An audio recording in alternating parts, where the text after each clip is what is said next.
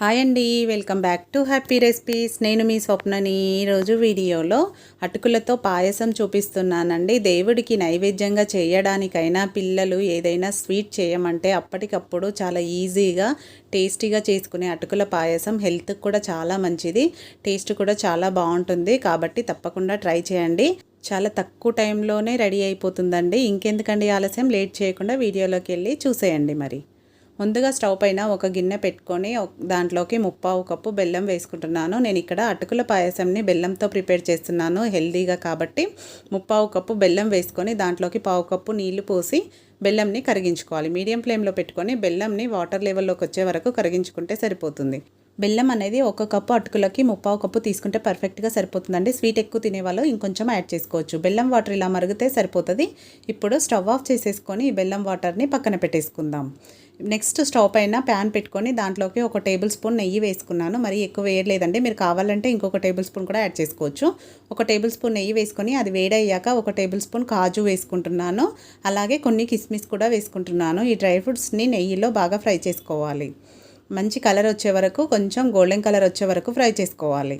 మీరు కావాలంటే ఇక్కడ పచ్చి కొబ్బరి ఉంటే ముక్కలు కట్ చేసుకొని కూడా వేసుకోవచ్చండి. ఎండు కొబ్బరి తురుమైనా వేసుకోవచ్చు. అది వేసుకున్న టేస్ట్ కూడా చాలా బాగుంటుంది. డ్రై ఫ్రూట్స్ ఇలా ఫ్రై అయ్యాక ఒక ప్లేట్లోకి తీసుకొని పక్కన పెట్టుకోవాలి. నెక్స్ట్ అదే ప్యాన్లోకి మీరు కావాలంటే ఇంకొక టేబుల్ స్పూన్ నెయ్యి అయినా యాడ్ చేసుకోవచ్చండి. నాకైతే అదే నెయ్యి సరిపోతుందని అటుకుల్ని ఫ్రై చేసుకుంటున్నాను. 1 కప్పు అటుకుల్ని తీసుకున్నాను. 1/4 కప్పు బెల్లం అనేది పర్ఫెక్ట్గా సరిపోతుంది. ఈ అటుకుల్ని నెయ్యిలోనే మంచి కలర్ వచ్చి అలాగే కొంచెం క్రిస్పీగా అయ్యే వరకు ఫ్రై చేసుకోవాలి. ఒక 2 నుంచి 3 నిమిషాల పాటు లో ఫ్లేమ్లోనే ఫ్రై చేసుకోవాలి. చూడండి, ఇలా లైట్గా కలర్ మారి కొంచెం క్రిస్పీగా రెడీ అయిపోతాయి. ఈ విధంగా అయితే సరిపోతుంది. ఇప్పుడు ఈ అటుకుల్లోకి 1 కప్పు అటుకులు తీసుకున్నాం కదా, 1 కప్పు అటుకులకి నేను ఇక్కడ 1 కప్పు పాలు వేసుకుంటున్నాను. పాలు కొంచెం చిక్కగా ఉండేటివి తీసుకోవాలి. సో 1 కప్పు పాలు వేసుకున్నాను. అలాగే 1 కప్పు వాటర్ వేసుకుంటున్నాను.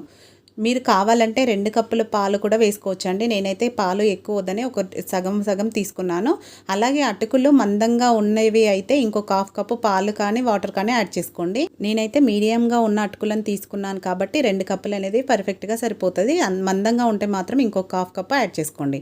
ఇప్పుడు మీడియం ఫ్లేమ్లో ఈ అటుకులను బాగా కుక్ చేసుకోవాలి. ఇవి తొందరగానే ఉడికిపోతాయండి.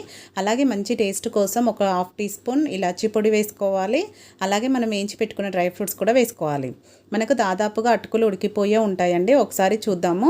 అటుకులు తొందరగానే ఉడుకుతాయి. మనం ఇప్పుడు ఇలాచీ పౌడరు అలాగే డ్రై ఫ్రూట్స్ వేసుకున్నాం కాబట్టి కొంచెం 1 నిమిషం పాటు లో ఫ్లేమ్లో కుక్ చేసుకుంటే సరిపోతుంది. చూడండి, 1 నిమిషం తర్వాత చూపిస్తున్నాను. మనకు పాయసం అనేది దగ్గర పడింది, రెడీ అయిపోయింది అనమాట.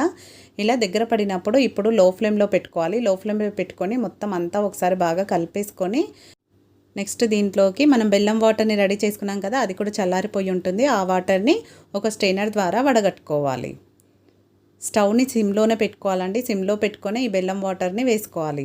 వేసుకొని ఒకసారి మొత్తం అంతా కలిసేలాగా బాగా కలుపుకోవాలి. బెల్లం వాటర్ అనేది ఈ అటుకులకు మొత్తం కలిసేలాగా కలుపుకోవాలి. మనం బెల్లం వాటర్ కలుపుతుంటే కలర్ కూడా చేంజ్ అవుతుంది. చూడండి, బ్రౌన్ కలర్లోకి వచ్చేస్తుంది. ఇలా కలుపుకున్నాక చూడండి, ఈ విధంగా కలుపుకున్నాక స్టవ్ ఆఫ్ చేసేసుకోవాలి. మనం పాలు వేసినాక దీన్ని ఉడకనివ్వద్దండి. ఉడికితే పాలు విరిగే ఛాన్స్ ఉంటుంది కాబట్టి వెంటనే స్టవ్ ఆఫ్ చేసేసుకొని పాయసంని ఇప్పుడు సర్వ్ చేసుకోవడమే. ఈ పాయసం చేసుకోవడం చాలా ఈజీ కదా, తక్కువ టైంలో అయిపోతుంది. దేవుడికి నైవేద్యంగా కానీ పిల్లలు ఏదైనా స్వీట్ అడిగినప్పుడు ఎక్కువ టైం కూడా పట్టదండి. 10 నిమిషాల్లో రెడీ అయిపోతుంది. టేస్ట్ కూడా చాలా బాగుంటుంది, హెల్త్ కూడా మంచిది కాబట్టి తప్పకుండా ఈసారి నేను చూపించిన పద్ధతిలో మీరు కూడా ట్రై చేయండి. ట్రై చేశాక మీకు ఎలా కుదిరింది అనేది మీకు కూడా మీ ఫీడ్బ్యాక్ను పెట్టండి. అలాగే ఈ వీడియో కనుక మీకు నచ్చినట్టయితే ఒక లైక్ చేయండి. మీ ఫ్రెండ్స్ రిలేటివ్స్తో షేర్ చేసుకోండి. మరిన్ని ఇలాంటి టేస్టీ రెసిపీస్ కోసం మన ఛానల్ని సబ్స్క్రైబ్ చేసుకోవడం మాత్రం మర్చిపోకండి. పక్కనే ఉన్న బెల్ బటన్ని కూడా యాక్టివేట్ చేసుకోండి. యాక్టివేట్ చేసుకుంటేనే నేను పెట్టే న్యూ రెసిపీస్ అన్నీ మీకు నోటిఫికేషన్లో వెంటనే అందుతాయి. లైక్ చేయడం మాత్రం అసలు మర్చిపోకండి. Thank you for watching.